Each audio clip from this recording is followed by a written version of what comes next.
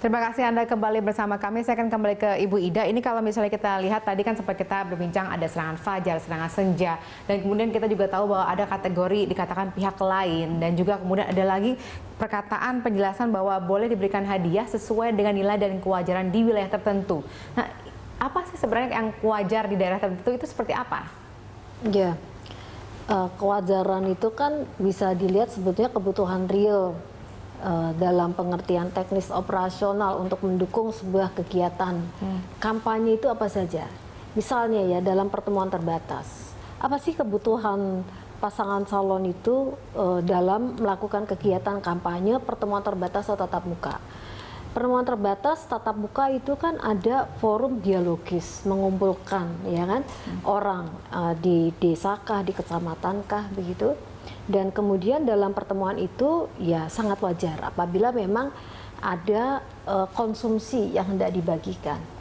Kemudian ada dukungan transportasi yang tadi bisa kemudian diatur tidak selalu di dalam bentuk uang, tetapi sarana transportasinya, menyediakan sarana transportasinya, angkutan kah, minibus kah, dan kemudian yang berikutnya adalah bahan kampanye.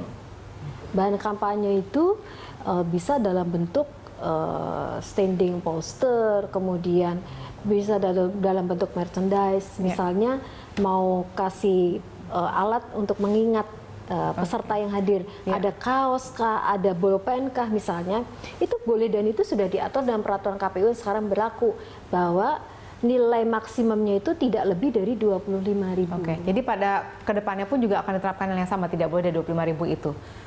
Ya, kami sementara mengatur kalau ada kebutuhan untuk mencetak bahan kampanye di luar yang sudah difasilitasi KPU itu nilainya tidak boleh dari lebih dari 25.000. Jadi sangat ini semua dalam tanda kutip tergantung gitu ya, tergantung dengan acaranya, tergantung dengan wilayahnya, begitu jadi ya Bu ya. Sebetulnya kalau kita pahami norma undang-undang yang mengatur tentang larangan untuk melakukan money politik itu sebetulnya yang dilarang itu karena bahwa memang maksud dan tujuannya itu ingin membeli pemilih begitu. Tujuannya membeli pemilih untuk mendukung atau misalnya tidak mendukung calon tertentu atau kemudian dia disuruh sengaja untuk merusak surat suara. Jadi itulah yang dirumuskan dalam undang-undang. Ada satu perbuatan jahat begitu ya, niat jahat untuk tadi mempengaruhi pemilih supaya mendukung atau supaya tidak mendukung atau merusak surat suara. Jadi memang tiada lain, tujuannya adalah ingin tadi tiga hal tadi. Baik, Mas Heru, komentar Anda dulu. Ini kira-kira bagaimana nanti di lapangan seperti apa? Iya, saya kira memang harus jelas definisinya tersebut. Bagaimana mendefinisikan politik uang tersebut yang dikategorikan sebagai konsumsi, transport, dan juga hadiah lainnya. Yang paling rawan saya kira adalah hadiah lainnya ini. Hadiah lainnya ini kan bisa bentuk berupa barang ataupun uang misalnya, dan dengan nominal yang kita harus dijelaskan secara lebih jauh melalui peraturan KPU maupun peraturan Bawaslu. Tapi yang menjadi penting kemudian, poin penting kemudian yang tadi disampaikan Bu Ida adalah bagaimana transport atau konsumsi ini bukan didefinisikan sebagai wujud uang, tapi transport lebih ke kendaraan misalnya, atau konsumsi bagaimana ketika ada pertemuan terbatas atau pertemuan terbuka difasilitasi makan siang atau beli minuman dan lain sebagainya, tapi bukan dalam wujud uang. Karena ya itu tadi bahwa pemilih kita itu bergerak itu atas dasar kesadaran logika bahwa melihat program maupun kandidat tersebut, bukan atas dasar dia datang kampanye itu bukan atas dasar karena uang, tetapi kampanye itu adalah ruang agregasi dan artikulasi kepentingan pemilih itu sendiri untuk melihat tawaran-tawaran program dan visi misi yang ditawarkan oleh kandidat tersebut, bukan atas dasar uang. Berarti di sini kuncinya adalah harus kita lihat dari integritas pengawas ya, pengawasan untuk melihat apakah itu terjadi apa tidak, kemudian konteks pemberian hadiahnya pun juga apakah memang wajar apa tidak sesuai dengan acaranya. Nah, tadi ada kata-kata sesuai dengan nilai di wilayah tertentu. Apakah berarti kemudian KPU akan memberikan kewenangan kepada KPU daerah untuk menentukan kewajarannya tadi, atau semua diatur dari KPU pusat? Ya, sebelum tidak mungkin itu semua diatur oleh KPU pusat karena setiap daerah itu kan mempunyai standarisasi biaya daerah yang berbeda-beda ya.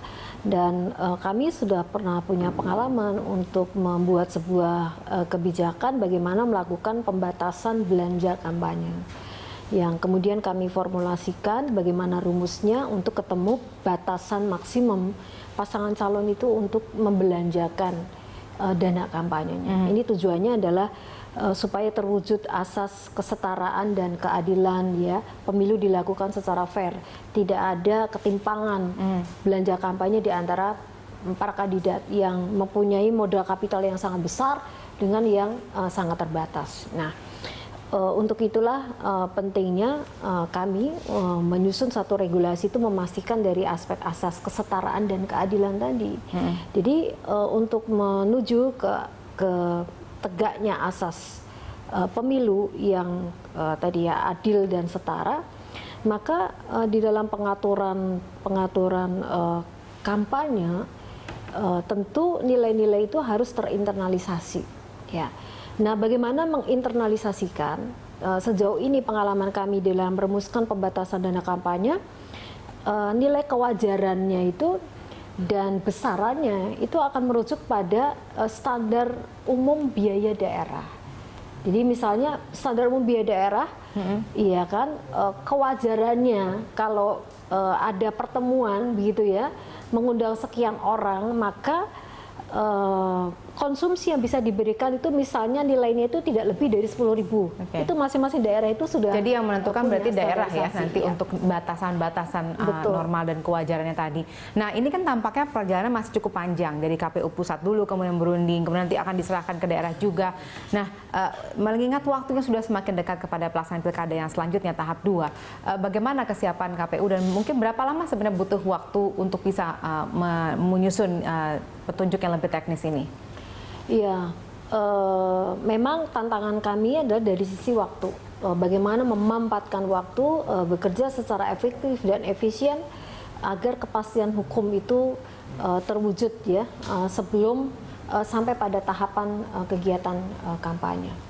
Nah, kemudian yang kedua selain tantangan, kami juga dalam penilaian subjektif kami ini kan cukup mempunyai pengalaman. Bagaimana membuat regulasi, bagaimana mengelola tahapan pemilihan dari pemilu ke pemilu, termasuk bagaimana KPU Provinsi Kabupaten Kota yang menyelenggarakan Pilkada Serentak 2017, sebelumnya itu mereka juga sudah kita perlibatkan.